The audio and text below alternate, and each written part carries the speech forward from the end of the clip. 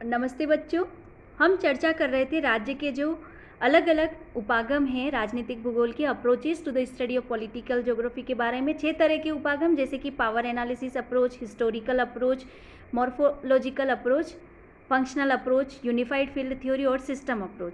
हम चर्चा कर रहे थे इसमें फंक्शनल अप्रोच पर। चूँकि फंक्शनल अप्रोच अर्थात कार्यात्मक उपागम। कार्यात्मक उपागम जैसे कि हमने चर्चा की कि इसके जो प्रतिपादक थे वह थे हार्टशॉन। हार्टशॉन ने 2 तरह के कारक बताए कि किस तरह से राज्य में एक एकताकारी कारक होते हैं जो कि उस राज्य के जो अलग अलग क्षेत्रीय इकाइयां हैं उनको आपस में बांधने का कार्य करते हैं। तो कुछ कारक विविधता युक्त कारक होते हैं जो कि उस जो राज्य हैं उस राज्य की जो अलग अलग इकाइयां हैं उनमें कई तरह के विविधता युक्त कारक जैसे भौतिक कारक, सामाजिक विविधताएं या सांस्कृतिक विभिन्नताएं जो कि उस राज्य से उस क्षेत्रीय इकाई को पृथक या अलगाववादी भावना विकसित करने में सहायक होती हैं। राज्य इन एकता युक्त कारकों के द्वारा जो विभिन्नता युक्त कारक हैं उन पर किस तरह से नियंत्रण स्थापित करता है, इसके लिए राज्य 2 प्रकार से कार्य करता है ताकि वह एक संगठित राज्य के रूप में स्थापित हो सके। ये 2 तरह के कार्य जैसे कि आंतरिक कार्य और हैं दूसरा बाह्य कार्य।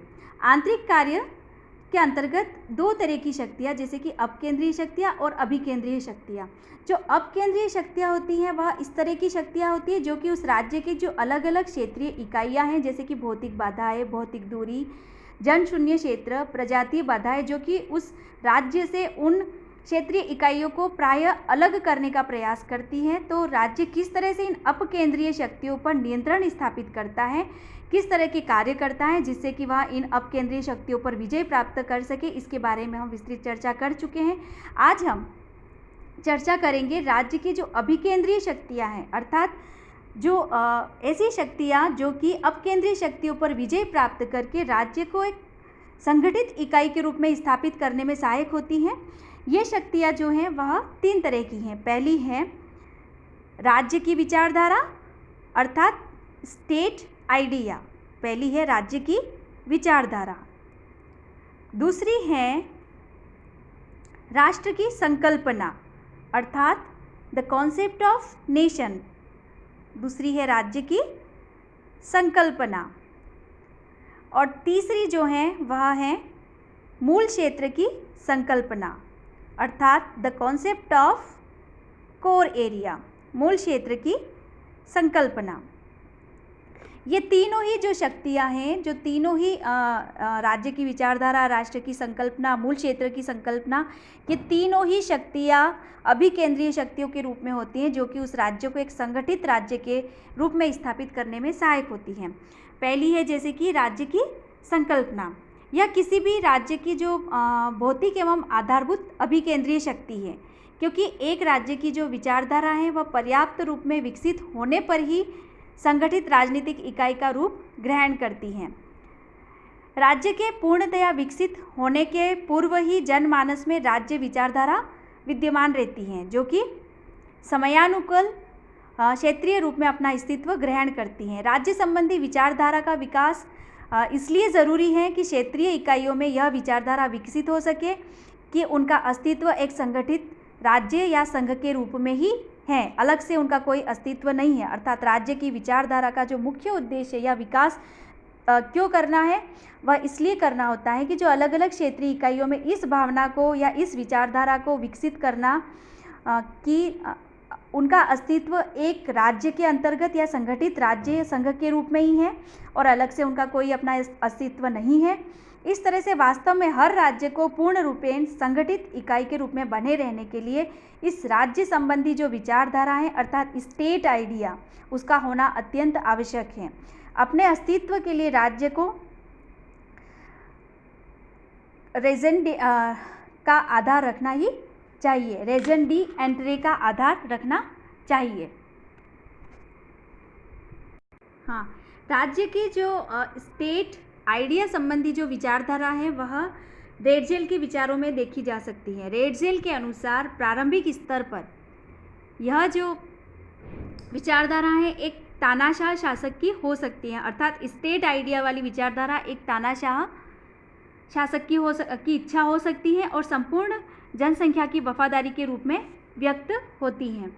इस स्थिति में राज्य का अस्तित्व स्थायी नहीं हो पाता है, क्योंकि राज्य के विभिन्न समुदाय क्षेत्र अलग विचारधारा का विकास हो सकता है, लेकिन एक राज्य संबंधी जो विचारधारा है प्रायः विभिन्न लोगों में विद्यमान रहती हैं, जो अपनी इकाइयों को एक राज्य के रूप में बांधने के लिए तत्पर रहती है। अर्थात राज्य जो स्टेट आइडिया वाला विचारधारा है वह इस बात पर बल देती है कि इस तरह की विचारधारा अलग अलग इकाइयों में विकसित करना कि उनका जो उनकी भलाई है या उनका अस्तित्व है वह एक राज्य के साथ ही हो सकता है, एक संघ के रूप में ही हो सकता है, न कि उनका पृथक से कोई अपना अस्तित्व है।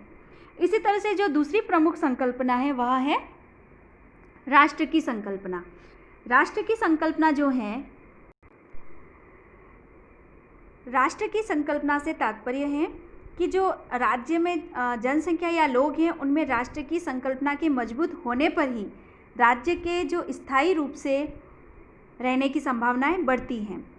प्रारंभिक स्तर पर राष्ट्र की संकल्पना विभिन्न मानव समूहों को आपस में एकीकृत होने की भावनाएं हैं, जो एक तरह से परिवार संबंधी अवधारणा का अधिक विकसित रूप है। अर्थात राष्ट्र की संकल्पना का मतलब है अलग अलग जो मानव समूह हैं उनमें एक होने की इस तरह की भावना, जो कि उन्हें एक परिवार से की जो संबंधी अवधारणा है उसका रूप लेने में सहायक होती है। जिस तरह से एक परिवार के लोग आपस में जुड़े रहते हैं या उनमें यह भावना रहती है कि वह एक परिवार के अंग है, उसी तरह प्रारंभ में कई परिवार या मानव समुदाय आपस में समान रूप से भावनाएं विकसित करते हैं कि वे एक विशाल परिवार या बृहत्तर परिवार या समुदाय के अंग हैं। वह समुदाय उनका अपना है, इसलिए उनकी सुरक्षा, अस्तित्व तथा विकास उनके लिए आवश्यक है। इस तरह की विचारधारा विकसित होकर जब क्षेत्रीय रूप में अस्तित्व धारण करती हैं तो वह एक राष्ट्र के अर्थ को पूरा करती हैं। एक संगठित राजनीतिक इकाई में जब एक समान राष्ट्रीय भावना विकसित हो तो वह राजनीतिक इकाई स्थायी रूप से अपना अस्तित्व बनाए रखने में सफल हो सकती है और वहाँ विद्यमान जो अपकेंद्रीय शक्तियाँ हैं वह स्वतः ही इससे निष्प्रभावी हो जाती हैं। तीसरी जो प्रमुख संकल्पना है वह है मूल क्षेत्र की संकल्पना, जो कि एक प्रमुख अभिकेंद्रीय शक्ति के रूप में कार्य करती हैं। मूल क्षेत्र अर्थात कोर एरिया की संकल्पना, जो कि क्षेत्रीय रूप से फैलकर राज्य के एकीकृत होने की भावना का विस्तार कर सकती हैं। यह आवश्यक नहीं है कि प्रत्येक राज्य में मूल क्षेत्र हो। मूल क्षेत्र ऐसा क्षेत्र होता है जहाँ से उस राज्य का विकास होना आरंभ होता है।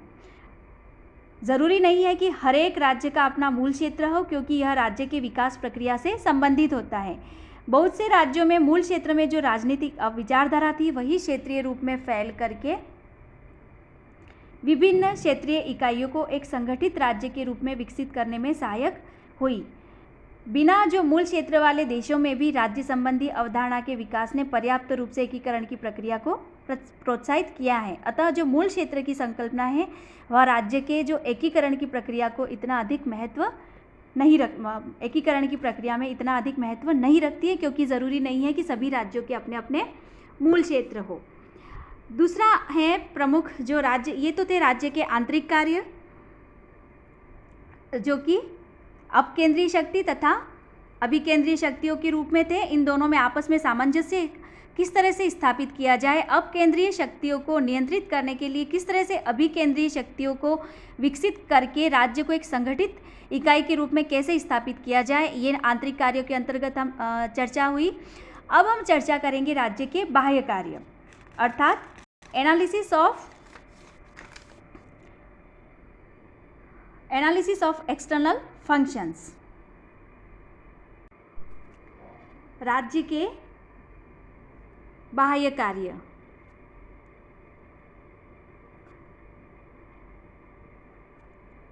राजनीतिक भूगोल में राज्य के जो बाह्य कार्य हैं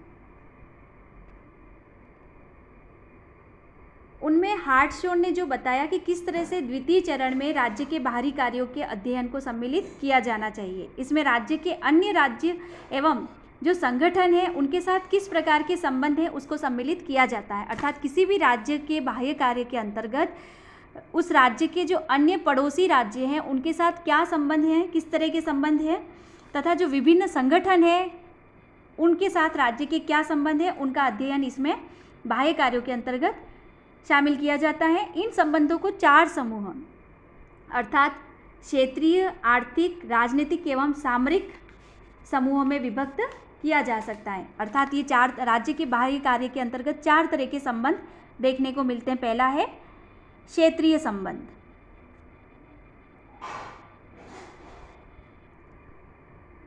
क्षेत्रीय संबंध, इसमें सर्वप्रथम जो सीमावर्ती देश हैं उनके साथ संबंध स्थापित किए जाते हैं। प्रत्येक देश की सीमाओं का निर्धारण जो है क्षेत्रीय समायोजन अंतर्राष्ट्रीय संबंधों को अत्यधिक प्रभावित करते हैं तथा ये भौगोलिक अध्ययन में महत्वपूर्ण स्थान रखते हैं। जैसे कि सीमाओं का निर्धारण है, प्रकृति है, कार्य है आदि पर राजनीतिक भूगोल में पर्याप्त कार्य किया गया है। सीमाओं का राज्य के जीवन में अत्यधिक महत्व होता है। सीमाओं के उद्भव, प्रकार, महत्व आदि से संबंधित भी कार्य महत्वपूर्ण है।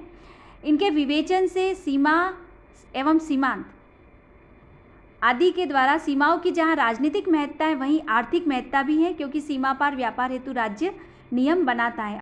आर्थिक संबंधों के अंतर्गत जो प्रमुख रूप से अध्ययन किया जाता है वह सीमा एवं सीमांतों का है।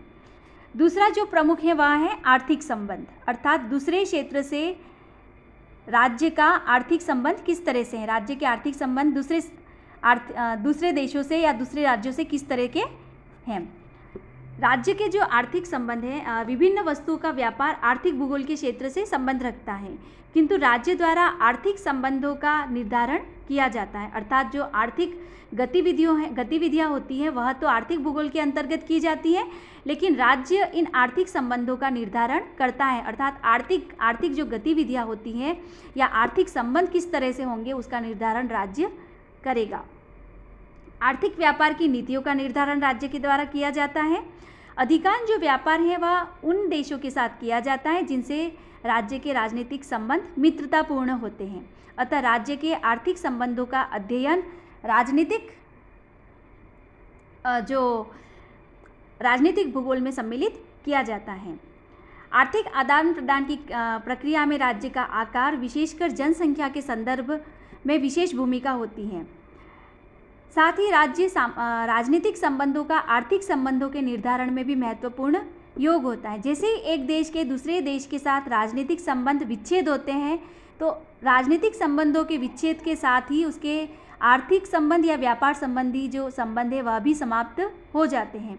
इस तरह से वर्तमान में देखा जाए तो राजनीतिक संबंधों की अपेक्षा आर्थिक जो विदेशी संबंध है वह अधिक महत्वपूर्ण भूमिका रखते हैं। जिस तरह से हम वर्तमान में देख रहे हैं कि किस तरह से भारत कोविड-19 के इस पीरियड में भारत चाइना के बीच राजनीतिक मतभेद अत्यधिक हैं, लेकिन इसके बावजूद भी आर्थिक संबंध बनाए रखने के लिए दोनों देश प्रयासरत रहते हैं कि उनमें किसी तरह के संबंध विच्छेद नहीं हो। तीसरा जो प्रमुख है वह है राजनीतिक संबंध अर्थात पॉलिटिकल रिलेशंस। राजनीतिक जो संबंध हैं उसके अंतर्गत एक राज्य का उसके क्षेत्र से अतिरिक्त भाग पर जो सफल राजनीतिक नियंत्रण उसको सम्मिलित किया जाता है। जैसे कि उपनिवेश या नियंत्रित प्रदेश, अर्थात एक राज्य का उसके आसपास के जितने भी क्षेत्र हैं उस पर किस तरह का नियंत्रण है।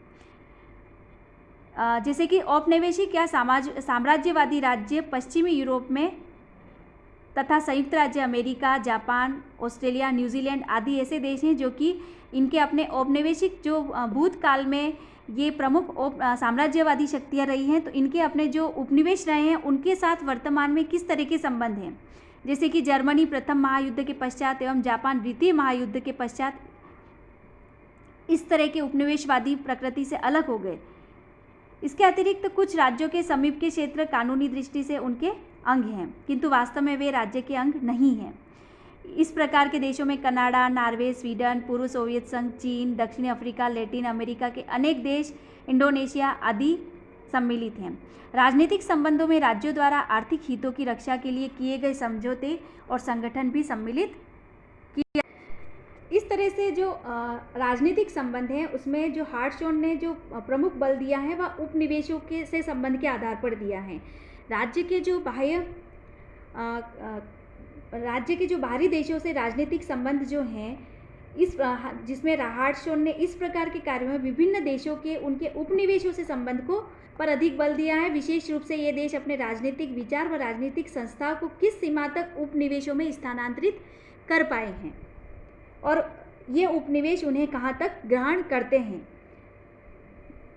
इस तरह से यह तुलनात्मक रूप से अधिक अध्ययन का विषय हो सकता है। लेकिन वर्तमान में आज जब हम देखते हैं कि औपनिवेशीकरण समाप्त होकर के एक नव उपनिवेशवाद का युग प्रारंभ हो चुका है, जिसमें राज्य अपने आर्थिक, सामाजिक और सैन्य समझौते के अंतर्गत अपनी राजनीतिक विचारधारा को भी स्थानांतरित करते रहते हैं। एग्जाम्पल के लिए देखा जाए तो भारत में जो पार्लियामेंट या संसदीय शासन व्यवस्था है, वह जो यहाँ की प्रमुख औपनिवेशिक शक्ति ब्रिटेन अर्थात यूके की रही है, इनका भी राजनीतिक भौगोलिक अध्ययन किया जाना चाहिए। इस तरह से किस तरह से औपनिवेशीकरण के समाप्त होने के बाद भी इस नव उपनिवेशवाद के युग में किस तरह से जो विभिन्न शक्तिशाली राज्य हैं वह अपने आर्थिक, सामाजिक और सैन्य समझौतों के अंतर्गत अपनी राजनीतिक विचारधारा को भी किस तरह से स्थानांतरित करने में सफल रहते हैं, इसका अध्ययन राजनीतिक संबंधों के अंतर्गत हार्टशॉन ने किए जाने पर बल दिया है। चौथा जो प्रमुख संबंध है वह है सामरिक संबंध, स्ट्रैटेजिक रिलेशंस अर्थात भू रणनीतिक संबंध भी इन्हें कह सकते हैं। सामरिक संबंध, सामरिक संबंधों का जो अध्ययन है वह भी एक महत्वपूर्ण विषय है। वास्तव में राज्य की जो महत्वपूर्ण सामरिक स्थिति जो होती है वह उसके आंतरिक, भौतिक, आर्थिक व मानवीय तत्वों से तथा जो दूसरी ओर राज्य की भौगोलिक स्थिति से विश्लेषित की जा सकती है। जैसे कि स्विट्ज़रलैंड बड़े शक्तिशाली राज्यों से घिरा है, इसलिए उसकी सुरक्षा उसकी तटस्थता में ही निहित है, जो कि उसके समीपवर्ती देशों से बना रखी है उसने। अर्थात भू रणनीतिक संबंधों से यहाँ तात्पर्य है, सामरिक संबंधों से तात्पर्य है कि किसी भी राज्य की जो सामरिक स्थिति है वह किस तरह की है और उसकी स्थिति के सामरिक स्थिति के आधार पर ही वह अन्य राज्यों से अपने संबंधों को विकसित करता है। जैसे कि हम देखते हैं कि स्विट्ज़रलैंड एक लैंडलॉक कंट्री का उदाहरण है। यह अपने आसपास इसके जितने भी देश हैं वह शक्तिशाली देशों से घिरा हुआ है स्विट्ज़रलैंड। इसलिए स्विट्ज़रलैंड को अपना अस्तित्व बनाए रखने के लिए यह आवश्यक है कि अपनी सुरक्षा के लिए इन सभी जो शक्तिशाली राज्य हैं उनसे अपने संबंधों को तटस्थ बनाए रखे और सभी से संबंधों को अच्छे से सकारात्मक बनाए रखे, तभी वह अपने इन शक्तिशाली देशों के बीच में अपना अस्तित्व बनाए रख सकता है। भारत के संदर्भ में यह अध्ययन इसलिए आवश्यक है कि उसके जो पड़ोसी देश हैं उनकी सामरिक स्थिति क्या है, उनका सामरिक संबंध किन किन राज्यों से है। इससे भारत को भी अपनी सामरिक नीति निर्धारित करने में सहायता मिल सकती है कि जिस तरह से हम देखते हैं कि किस तरह से नेपाल है, पाकिस्तान है, वह अपने सामरिक संबंध चीन से अधिक बनाए हुए हैं। अतः इन सामरिक संबंधों के आधार पर ही भारत अपनी जो भू रणनीतिक नीति है उसको बना सकता है, निर्धारित करने में इससे सहायता मिलती है।